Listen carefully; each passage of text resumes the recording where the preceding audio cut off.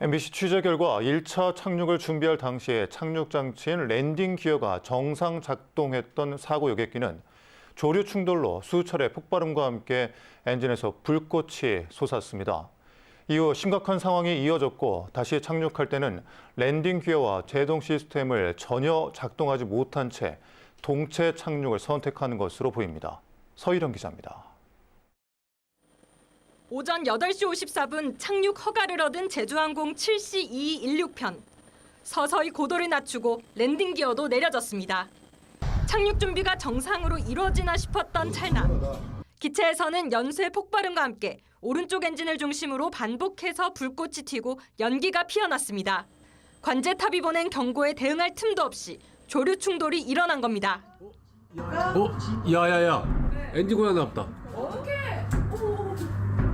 사고 목격자가 촬영한 19초짜리 이 영상에서만 최소 3차례 이상 엔진 불꽃이 보입니다.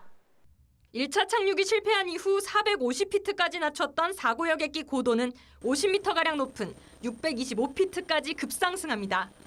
좋지 않은 엔진 상태로 재착륙을 위해 고도를 높여야 하는 상황에서 추력을 높이고 저항을 줄이기 위해 랜딩 기어를 접은 것으로 보입니다. 잠시 뒤 조종사는 메이데이를 3번 외치며 조난 상황을 알린 것이 사실상 관제탑과의 마지막 소통이었습니다. 8시 57분부터 59분까지 불과 2분 사이에 관제탑의 경고와 동시에 실제 조류 충돌이 났고 기체가 조난 상황에 빠진 겁니다. 버드 스트라이크가 일어나고 그다음에는 그 하트 모양의 불덩어리가 떨어지잖아요. 이거는 단순히 불이 아닙니다. 불은 수평으로 나가지 밑에 떨어지지 않아요. 그래서 이때 상당히 많이 손상이 됐을 것 같고요.